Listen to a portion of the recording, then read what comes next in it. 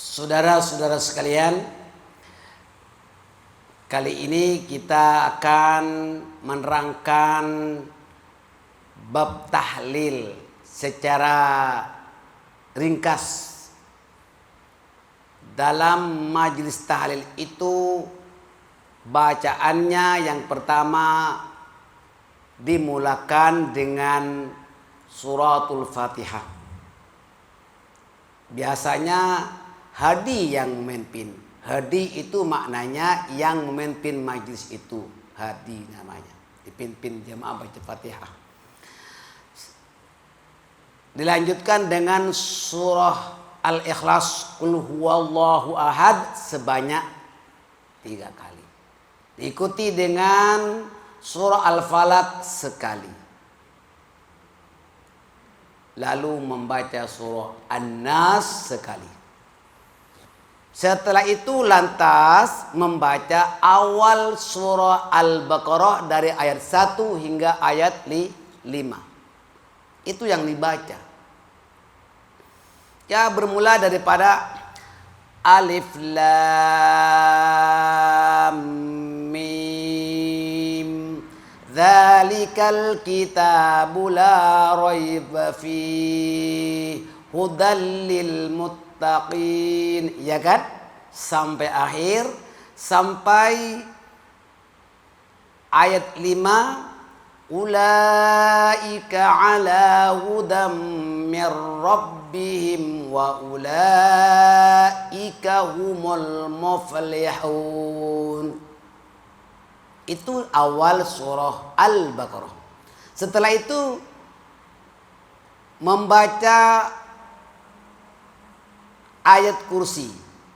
Ayat kursi itu kalau dimulakan daripada wa ilahukum, itu surah Al-Baqarah ayat 163. Itu ayat kursi itu kalau dimulakan daripada wa ilahukum ilahu wahid la ilaha illa huwar rahmanur rahim. Stop. Kemudian terus sambung dengan ayat 255. Allahu la ilaha illa huwal hayyul qayyum la ta'khudhuhu sinatu wa la naum. Itu sama surah Al-Baqarah tapi ayat lain. Dari 163 terus melompat 255. Baik. Setelah itu diikuti dengan lillahi ma fis samawati wa ma fil ardh. Itu ayat 284 dari surah Al-Baqarah juga. Dan diikuti dengan amanar rasulu bima unzila ilaihi mir rabbih wal mu'minun. Itu Al-Baqarah ayat 285. Sambung dengan ayat 286, la yukallifullahu nafsan illa wus'aha, sampai kepada terakhir. Setelah itu baca apa? Ya Arhamar Rahimin. Ya kan? Ya Arhamar Rahimin. Wahai Tuhan yang Maha Belas Kasihan, dengan jumlah tertentu paling tidak 11 kali aja. Dan mulakan dengan afdhalul dzikri. Sebelum itu baca sholawat dulu kan? Afdhalul dzikri, sebelum membaca afdhalul dzikri, jamaah membaca sholawat ke atas junjungan kita Nabi besar Muhammad sallallahu alaihi wasallam, diikuti dengan afdhalul dzikri. Fa'lam annahu la ilaha illallah, diikuti oleh semua jemaah. Maknanya afdhalul dzikri itu paling utamanya zikir, yaitu la ilaha illallah. Itu dalam surah Muhammad ayat 19 ada diperintah oleh Allah Subhanahu wa taala supaya kita fa'lam annahu la ilaha illallah. Tahukah kamu sesungguhnya kalimat tauhid itu, kalimat thayyibah, zikir yang terbaik itu adalah la ilaha illallah. Dan diperintah oleh Allah itu. Di samping itu membacakan istighfar untuk dirinya, membaca istighfar untuk dirinya dan untuk kaum muslimin dan muslimat. Itu perintah Allah. Kesimpulannya ini. Setelah itu baca subhanallah bihamdihi subhanallahil azim. Subhanallah bihamdihi subhanallahil azim. Itu Bukhari Muslim juga. Yaitu ucapan yang ringan dibaca, ringan di lisan, tapi berat di timbangan. Apa itu? Subhanallah bihamdihi subhanallahil azim. Bukhari Muslim itu. Nah, barulah diikuti dengan doa, membaca istighfar, membaca doa. Semua daripada awal sampai akhir itu adalah berdasarkan tuntunan Al-Quran dan hadis Rasulullah Sallallahu Alaihi Wasallam. Apakah tahlil itu bid'ah? Jawab ibu-ibu. Bid'ah, tapi bid'ah hasanah. Bid'ah yang baik. Bid'ah yang dilarang adalah bid'ah dhalalah. Apa contohnya bid'ah dhalalah? Mengubah bilangan rakaat. Duhur 4 rakaat, dia bilang duhur bikin saja 2. Kenapa? Sedang kerja kok. Oke, maghrib 3 rakaat ditukar. Maghrib bisa 4 apa? Sudah ada balik. Satu contoh lah. Oh, subuh kenapa 2? Kita ada di rumah, bikin 4. Itu dhalalah. Ditolak finnar, dalam neraka. Mengubah bilangan rakaat yang sudah diterangkan oleh Rasulullah Sallallahu Alaihi Wasallam. Kemudian apalagi? Mengubah ayat-ayat suci Al-Quran. Itu bid'ah. Ataupun dia membaca doa sembahyang dengan bahasa selain bahasa Arab. Untuk contoh misalnya zaman ada orang yang mengajar sekarang sembahyang tak usah pakai bahasa Arab. Pasal apa? Banyak orang tak faham. Baca saja bahasa Indonesia, bahasa Melayu, bahasa Urdu, bahasa Inggris misalnya. Tak boleh. Mesti bahasa seperti mana yang Rasulullah SAW ajar. Tak boleh dicampur adukan dengan bahasa manusia. Itu bid'ah dhalalah. Dan itu seperti sembahyang, rukuknya diubah-ubah. Sekarang kan nampak juga di YouTube kan, berjoget-joget seperti burung istinja. Burung istinja pula. Gini. Berjoget pula. Ada kan? Itu bid'ah dhalalah. Hum dallu wa adallu. Dia sesat dan menyesatkan kepada orang lain. Itu namanya. Tapi yang hasanah seperti salat tarawih. Salat tarawih itu bukanlah daripada Rasulullah secara sepenuhnya. Pada zaman baginda Nabi, di bulan Ramadan, Nabi cuma datang ke masjid 2 kali saja. Sembayangnya 8 rakaat, bukan 20 rakaat di zaman Nabi. Nabi memberikan contoh saja kepada sahabat dan itu tidak berjemaah. Sahabat ikut saja 8 rakaat, bukan berjemaah. Dan keesokan harinya Nabi tak datang lagi. Ditunggu-tunggu oleh sahabat, tapi tak datang juga. Akhirnya Nabi esokan harinya datang ke masjid, membilang kepada sahabat, saya tidak datang ke masjid. Saya buat di rumah karena khawatir salat tarawih itu akan diwajibkan oleh Allah SWT.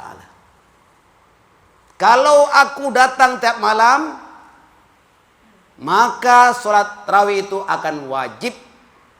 Apa hal ibu-ibu, bapak-bapak, kalau bulan Ramadan kemudian kita wajib tarawih? Apa hal punya mini al-bazar, ya kan? Nasib baik Nabi tidak hadir. Itu, tapi Nabi mengatakan sembahyang sendiri-sendiri. Nah, setelah Nabi sudah wafat, maka sahabat yang paling akrab dengan baginda Nabi itu yang dinamakan Al-Khulafa Ar-Rasyidin, tak lain dan tak bukan Sayyidina Umar Ibn Khattab. Dia yang mengatakan, yuk kita pergi ke masjid berjamaah salat tarawih sebanyak 20 rakaat. Itu bukan dari Rasulullah, itu di zaman Nabi tidak ada. hanya pada zaman Abu Bakar As-Siddiq, apakah itu bid'ah dhalalah? Padahal Nabi mengatakan bahwa engkau ikut aku dan ikut sahabatku al-khulafa'ur rasyidin. Sayyidina Umar itu al-khulafa'ur rasyidin, al-khulafa'ur rasyidin al-mahdiyyin yang mendapat petunjuk dari Allah. Jadi itu yang dinamakan bid'ah. Apa? Bid'ah hasanah di zaman Nabi tidak pernah ada, tapi dibolehkan. Sama dengan Sayyidina Utsman bin Affan, dia boleh membukukan kitab Al-Quran karena khawatir takut orang Islam tidak tahu membacanya ataupun tidak lengkap, maka melantik tim antara lain sahabat Zaid bin Thabit menjadi ketua dan panggil orang yang hafal Quran. Akhirnya dia disusun sebetulnya dari para Abu Bakar mula-mula, tapi belum komplit. Sayyidina Utsman meneruskan, maka sampai sekarang dinamakan Rosem Utsmani. Sekarang kan semua kita itu Rosem Utsmani, artinya tulisan Sayyidina Utsman itu. Kan? Maka itulah alhamdulillah sekarang kaum muslimin tinggal mau belajar membaca. Coba bayangkan, pada zaman Nabi belum ada titik. Pada zaman Nabi belum pernah ada harkat. Yang memberikan harkat itu orang lain, sahabat itu sahabat. Nasib baik itu semuanya bid'ah hasanah. Kalau tak kasih titik, apalagi tak ada harkat, apa hal kaum muslimin akhir zaman ini? Sedangkan sudah ada harkat, lengkap titiknya, pun ramai orang Islam tak tahu baca Quran. Ya Bu, tapi ibu-ibu pandaikan sekarang, lancar ya, baca Quran. Dulu, coba bayangkan kalau tak ada titiknya, tak ada harkatnya. Apakah itu bid'ah? Iya memang bid'ah. Di zaman Nabi tidak ada. Nabi pun tak pernah suruh. Tapi penting untuk orang Islam tak dapat supaya orang Islam itu dapat membacanya, ya kan?